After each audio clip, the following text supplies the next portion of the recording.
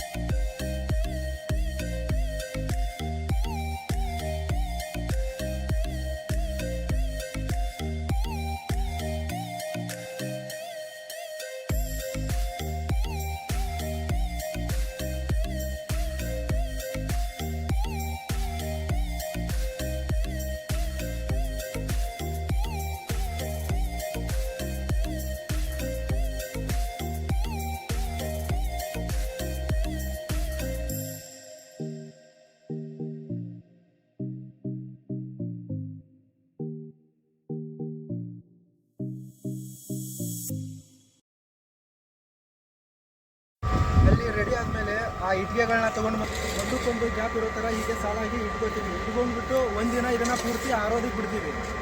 ಒಂದಿನ ಪೂರ್ತಿ ಇದನ್ನು ಆರಿದ ಮೇಲೆ ಇದನ್ನು ಕ್ಯೂರಿಂಗಿಗೆ ಅಂತ ಒಂದು ಕಡೆ ಸ್ಟಾಕ್ ಮಾಡ್ತೀವಿ. ಇಲ್ಲಿ ಈ ಥರ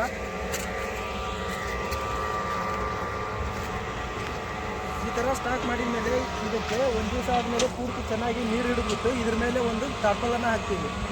ಇದೇ ಥರ ಒಂದು 28 ದಿವಸ ಇದನ್ನು ಕ್ಯೂರಿಂಗ್ ಮಾಡ್ತೀವಿ. ಇದು 28 ದಿವಸ ಇಲ್ಲಿ ಕ್ಯೂರಿಂಗ್ ಮಾಡ್ತೀವಿ. ಹಾಗೆಯೇ ಬೆಳಗ್ಗೆ ಮತ್ತು ಸಾಯಂಕಾಲ ಇದಕ್ಕೆ ನೀರು ಹಿಡಿತೀವಿ 28 ದಿವಸನೂ. 28 ದಿವಸ ಕ್ಯೂರಿಂಗ್ ಆದಮೇಲೆ ಒಂದು ದಿನ ನಾವು 24 ತಾಸು ಇಟ್ಟಿಗೆಗಳನ್ನ ಇಲ್ಲಿ ನೀರಲ್ಲಿ ಮುಳುಗಿಸ್ತೀವಿ.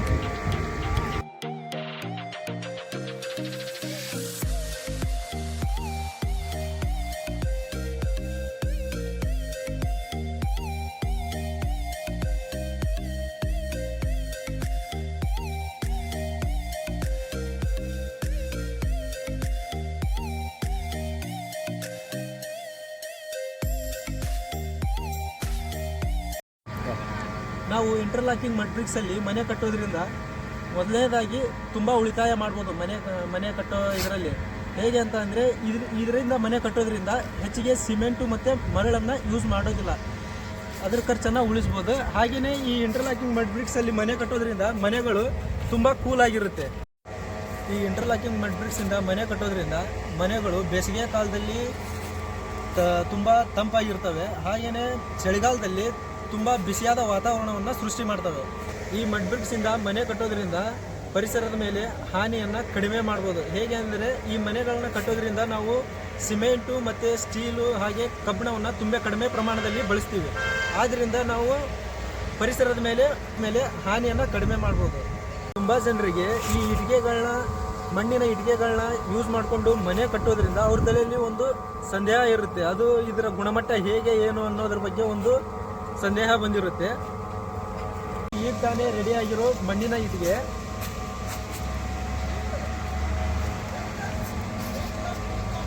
ಈಗ ಇದ್ರ ಮೇಲೆ ನಾನು ಹಚ್ಚಿ ಇಟ್ಕೋತೀನಿ.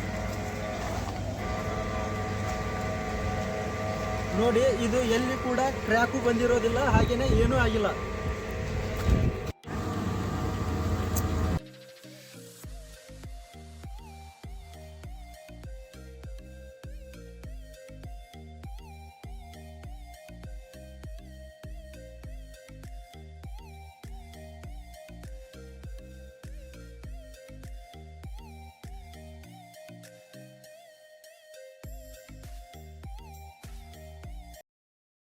ಆಲ್ರೆಡಿ 28 ದಿವಸ ಕ್ಯೂರಿಂಗ್ ಆಗಿರೋ ಇಟ್ಟಿಗೆ. ಈ ಇಟ್ಟಿಗೆ ವೇಟು 12ರಿಂದ 15 kg ಬರುತ್ತೆ. ಹಾಗೆಯೇ ಈಗ ಈ ಇಟ್ಟಿಗೆನ ಈ ನೆಲದ ಮೇಲೆ ಹಾಕಿ ನೋಡೋಣ ಇದು ಎಷ್ಟು ಗಟ್ಟಿ ಇದೆ ಇಲ್ವೋ ಅನ್ನೋದು ನಿಮ್ಗೆ ಗೊತ್ತಾಗಲಿ.